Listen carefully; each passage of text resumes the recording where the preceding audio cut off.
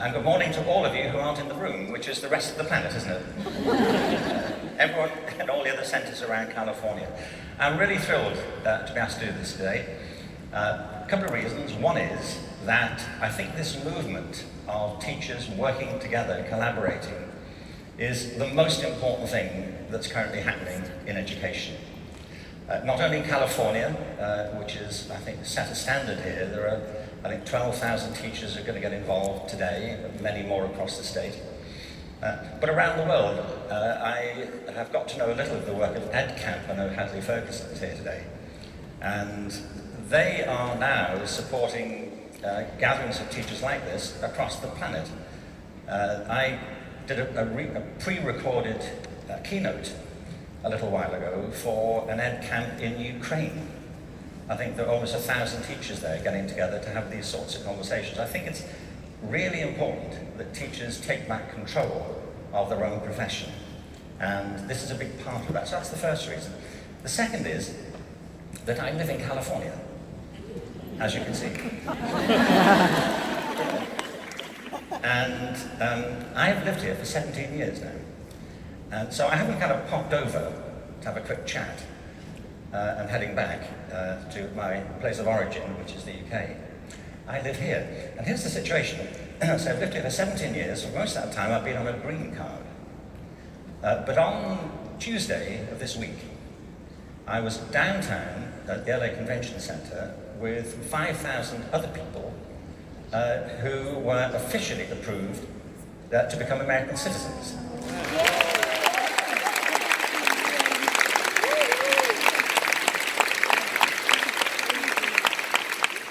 So I am one of you now. So my fellow Americans.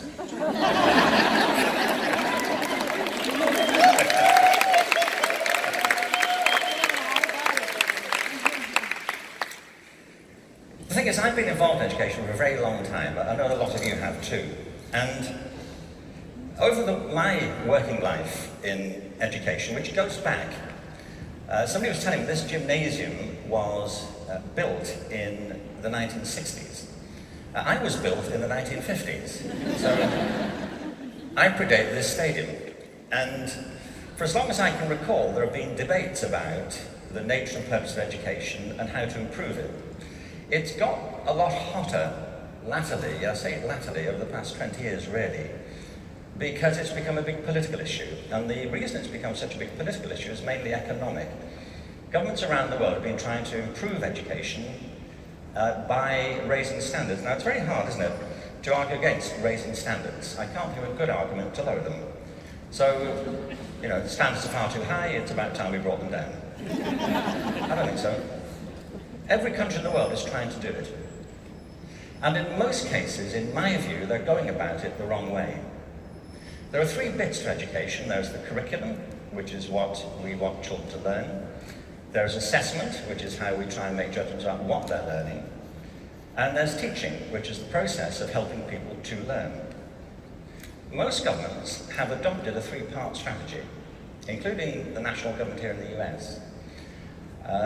The first is conformity, which is expressed in the whole movement towards standardization. The problem with that is that people aren't uniform.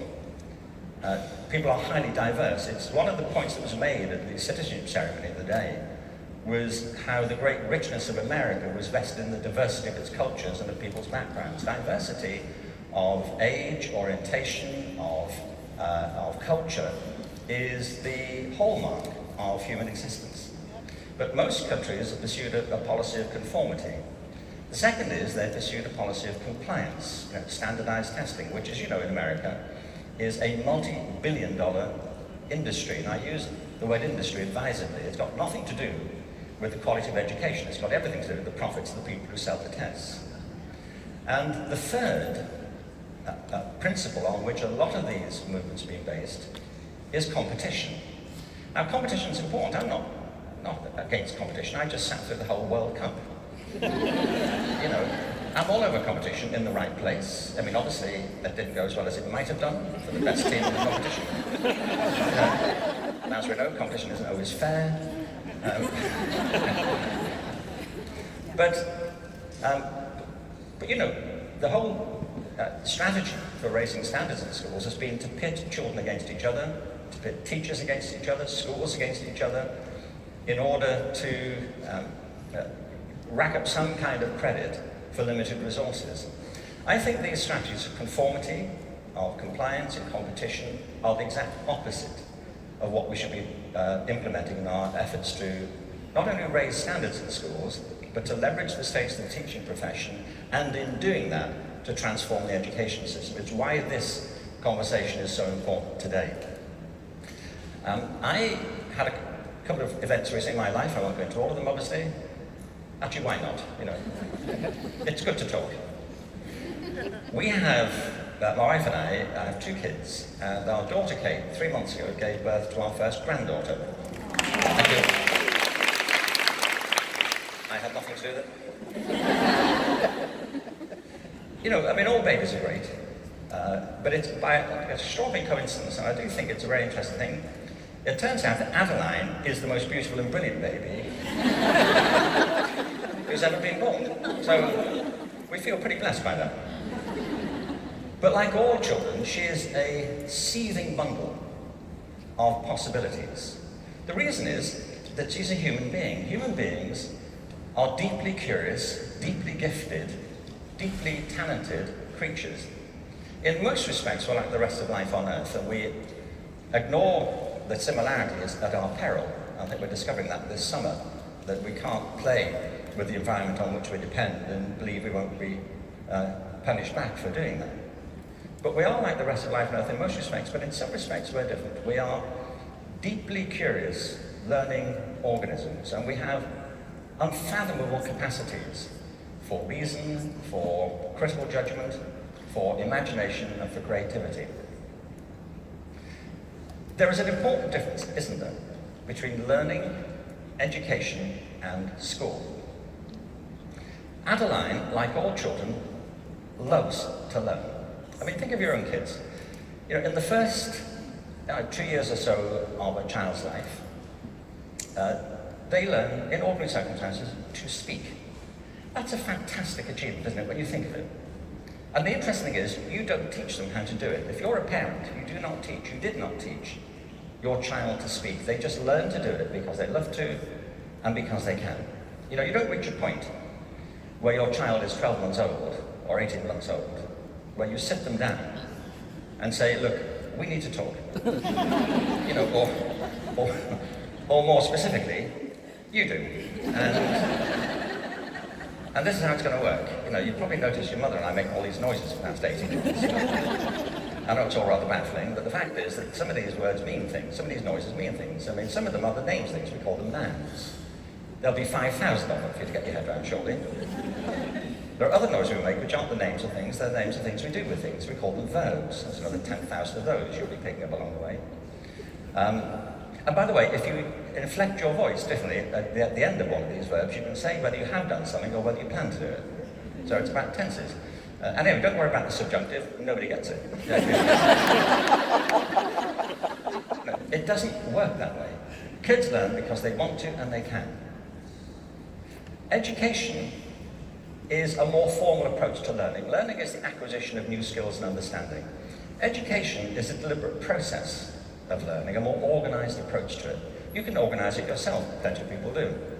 The most sustained experience most people have of organized education is K through 12 education, and that happens for a couple of reasons. One of them is that we have come to the view over time that there are some things we want our kids to learn that we don't want to leave to chance. We think it's too important, so we build them into a curriculum.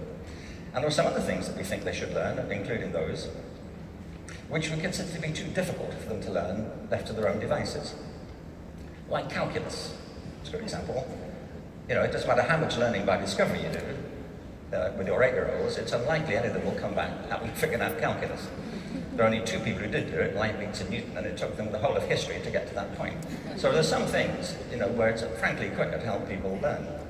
And that's what the role of a teacher is. The role of a teacher is to facilitate learning. Now I say that because that's not how the roles of teachers have come to be seen, and I'm going to come back to that in just a minute. So learning is the process of acquiring new skills and understanding. Education is a more formal approach to it. The third term is school. Now a school properly conceived, is a community of learners. In a way, this is a school. Any group of people who come together, as you do today, to learn with and from each other is a school. The trouble is, we've come to do school for young children in a particular way. And the result is that all kids love to learn, they don't all enjoy education, and some of them have a hard time with school. Teachers love to teach, but some of them have a hard time with school. And the problem isn't school, and it's not learning, it's how we've come to do school. And this movement over the past 25 years to standardize and raise achievement in education through competition and compliance has made schools often inimical places for learning. I came across this recently. I'm going to show you a short visual aid here to underline the point that this presentation has been prepared. In case you think I've just wandered on here, you know. Looking for a different conference. I came across this recently. A friend of mine, Pasi Sahlberg, who's done a lot of work in education in Finland, talks about the global education reform movement, or GERN, and it has proved to be contagious. Teaching, to me, is an art form as well as a science, and it is, I'll come back to this before we're done, one of the most important professions that anyone can become part of if they're suitably qualified and passionate about it, and the one that probably has more impact on the lives and development of our young children than almost anything else. But I came across this cartoon recently, and it seemed to me this was a good way of encapsulating how the conformity and standards and competition movement has come to diminish the image of what teaching is about. That teachers have become seen as people whose job it is to deliver the curriculum. It's like it's a branch of FedEx. And that teaching is somehow a service sector role in relation to standardized curriculum. Now, I want to argue, and I know you all believe it to be true, for a totally different conception of this, that teaching is the centerpiece of education. Very little can transform education except the quality of teaching. Adeline, let's say she's, I'll keep mentioning her by the way, is now 3 months old. She, like every other child, is born with immense reserves of possibility.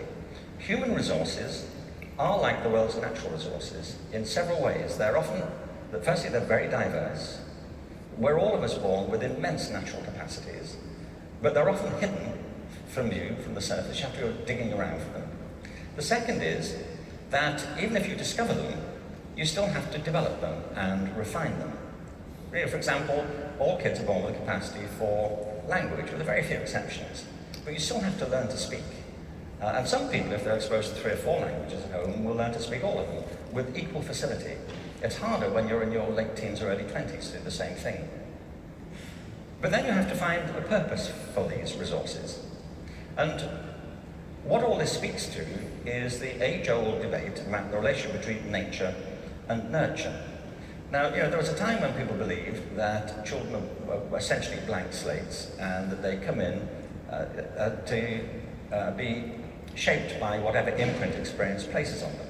You know that's not true. It's not true of you, it's not true of your students, it's not true of your kids, it's not true of anyone we know. We are born with a deep genetic imprint. What we go on to become is everything to do with our culture and our opportunities. Pretty much, I think the jury's out on what the final figure is, but I think most people assume the relationship between nature and nurture is kind of half and half. One of the most important influences on what becomes of children and what they become is education. And it's why I think we have to look for a radical shift in how we do school and how we picture and conceive of the role of teachers. Not that you have to do it, but we have to get this message across publicly. Teaching, I say, is the process of facilitating learning. I spoke a while ago at an event in Vancouver. It was a peace summit. It was called the Vancouver Peace Summit. They're very good at titles in Canada. But the guest of honor at this event was the Dalai Lama. Susie had to introduce me. I had to introduce the Dalai Lama, which is a bit of a trickier thing to do, frankly, because the Dalai Lama sits atop a faith tradition, or a wisdom tradition, I should say, that goes back over 3,000 years. And the consequence of all of this is that he is said to be the same soul reincarnated for all that time. So there's a lot to get in, that's what I'm saying. Into an introduction. But there was a point at which he was asked a question. And he thought for a very long time about it. He was asked a lot of questions, but there's one point at which he was asked a question. And he took a deep breath and sat there. There were 2,000 people in the room. And eventually, we're all thinking this is going to be great. This will be terrific. And then he took a breath and opened his mouth. And he said, "I don't know." Well, I was a bit taken aback, frankly. I thought, what do you mean you don't know? You're the Dalai Lama. And then get on with it. But he said, "No, I haven't thought about that before." See, what I loved about that here's one of the world's great teachers who's perfectly prepared to say that he doesn't know something, and why would he? It was a question that went outside of his direct experience or even his peripheral experience. It was a thing about philanthropy. What I loved was he went on to say, "Well, what do you think?" I mean, to the room. What that underscored is that nobody knows everything. Human knowledge is a densely woven fabric of reciprocating ideas, experiences, values, traditions, and insights. I think one of the most intriguing examples of the way that technology can, in the best sense, facilitate learning is Wikipedia. I did an event a little while ago with Jimmy Wales, and I really haven't paid that much attention to it, except I use it all the time. But Wikipedia is probably the most sophisticated, I take away probably, the most sophisticated, extensive, and evolving source of human understanding, or the record of human understanding, that has ever been part of human civilization. There are hundreds of thousands of people. I'm not saying it's perfect, nobody is saying that, but it's been woven together by hundreds of thousands of people in hundreds of communities across the world. It's constantly self-correcting, and it's growing exponentially. This is an attempt to weave together what do we know now, and it shows that human knowledge is essentially social, socially constructed and distributed. And that's the first thing, that as a teacher you know that you're not the only person in the room who knows anything. Your children know all kinds of things that you don't know. They have experiences, they have insights, they have attitudes, they have values, they have dispositions which are different and reciprocal. So the first thing I took away from this with the Dalai Lama is that, saving our graces here today, that learning and teaching are reciprocal activities, and they're not properly conceived monologues. They are conversations among the participants, as the first schools were, the first academies were. That's why I say a school is a learning community in which people learn with and from each other. The other thing is that he was willing to say, "What do you think?" You don't, as a teacher, you don't have to know everything, but you do need to be able to facilitate learning, and you have to see it as a collaborative effort, which is why what's happening here is so important. A little while ago, there was a book published by a guy called Peter Brook. It was about drama. My work in education, I hesitate to call it a career, but because I didn't plan it, any more than you planned yours probably, but my work in education began originally in drama teaching. And I remember reading a book by this guy, Peter Brook. It's called The Empty Space. It's a fantastic book. It's not as good as my book. This is my book. What do you think? It's good, isn't it? I'm referring to this because there's a lot in there about, I think, where the room is for innovation in our system. But Peter Brook was writing about theatre and said, what is theatre about essentially? His commitment was to make theatre the most transformative experience it could be. And he spent a lifetime doing that with tremendous success. Nobody would question Peter Brook's achievements as a theatre director. But he said, if we're to make theatre transformative, we have to be clear what it is that we're talking about. And in order to answer that question, he does a sort of thought experiment. He says, what can you take away from the average theatre performance? What's the essence? What can you take away and still have it? What can you remove and not damage the heart of the matter? And he says you could take away the script, you could take away the curtains, you could take away the lighting, you could take away the stage. All these things are inessential to theatre. And he keeps going down the list. The costumes, in fact, he said you can get rid of the building. You don't need any of it. The only thing you cannot remove and still have theatre is an actor in a space and somebody watching. The actor performs a drama. Theatre describes the relationship between the performance and the audience. And he said it's that relationship that we have to focus on if we want transformative experiences in the theatre. And we should add nothing to it that gets away from it or distracts from it. And many things do. We have a lot of trappings in theatre which distract from the essential power of the relationship. So he tried to build it up elementally. But you see, I think the analogy with education is absolutely exact. That at the heart of education is a relationship between a teacher and a learner, or between learners and each other. It's a relationship that we're discussing here, not a delivery system. And the fact is, over the course of the industrialization of education, we've created all kinds of peripheral paraphernalia, standardized tests, building codes. I'm not saying any of these things are unimportant or don't have some kind of a role. We've built a whole infrastructure of activities and of expectations and of interest groups and codes and regulations. But at the very heart of it is this relationship between teachers and learners. You can get rid of everything else. You don't need any of that to have good education. It can be you and a group of students out in the car park. And if you don't have that relationship, if that relationship is good, deep, profound, and purposeful for you as well as the students, it doesn't matter what else you've got. You can have as many standardized curricula, as many testing systems as you like, as many building codes as you like, and you won't have good education. Education hinges around the relationship between students and teachers. Not only that, it's a relationship between the content. I mean, I know I had teachers who helped me understand things I would not have understood unaided, who got me interested in things I would otherwise have been interested in. It's about cultural context. I grew up in a particular part of Liverpool, and I had a whole series of teachers who helped me discover some things I was good at that wouldn't have happened if I hadn't, I think, encountered those particular teachers. So this relationship is at the heart of it. And it's why I say that this is where the pivot point has to be for the improvement of education. And we have to recast it as an art form. And all the high-performing education systems around the world are doing exactly what you're doing now. In Singapore, for example, I mean, I'm not approving of all these systems in mentioning them, but they have some common features. If you look at the some of the areas of education which have been attracting a lot of interest, sadly, mainly in the areas of that get focused on through the PISA tests.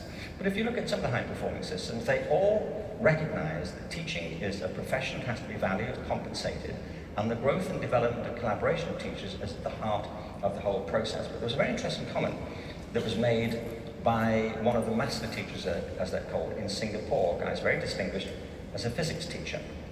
And it speaks to this point. He said, my job, I do not see my job as teaching students physics.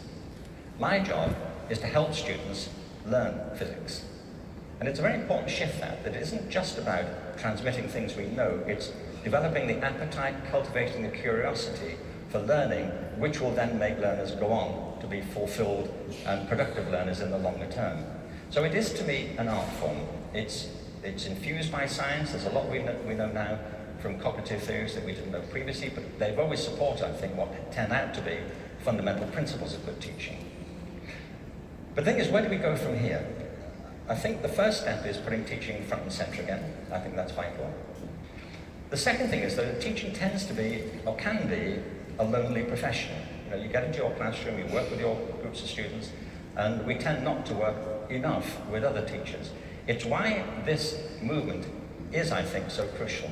I said at the beginning that the approach to education reform has been based on conformity, compliance, and competition. I think we need to flip this over. We ought to be developing systems which are based on diversity, on creativity, and collaboration. I say diversity because all people are different, all children are different. That's the great hope and challenge and richness of our cultures and our societies. If you've got two children, I will bet you they are totally different from each other, aren't they? You would never confuse them. Creativity is what is the pulse of human achievement. It's the heart of our cultures and our civilization, and collaboration is what makes all of this work. So this is a collaborative program. It's part of a global movement, and I think the fact this is happening across the state of California is critically important. The last thing I just want to say is that, education sometimes has been thought of as a kind of mechanical system or an impersonal system. It is a deeply personal matter. Education is about people, what they want to learn, how they do learn, what motivates them, and what they become. The best way, indeed the only way we can really personalise education is by deepening this relationship between teachers, students and each other and their community. And that's where this becomes an art form. What you see is a transformation when this works. It's like seeing flowers grow or crops grow. It's a miraculous evolution from a small seed to a flourishing crop. Sometimes, we think of these processes as miraculous. They are miraculous, but to call something a miracle, and I think of people who benefit enormously from education as I have, we tend to think of miracles as rare events. It's why we call them miracles. It's like an exceptional thing. But in education, transformation of students at the hands of gifted teachers isn't a rare event. It's a common event if we cultivate the talents and the roles and the self-confidence of teachers properly. And from that point of view, in great schools, where the conditions are right, there are miracles everywhere. And I just want to say that to you. I think you're in a profession that couldn't matter more to our communities, to our children, to their families, to the great challenge we face on the planet now. We'll only meet that challenge by deepening the respect for teachers and the professional development of teachers through collaboration. And also by remembering that if you're in education, you are in the miracle business. And I think it's a great business to be in. So thank you for all that you do.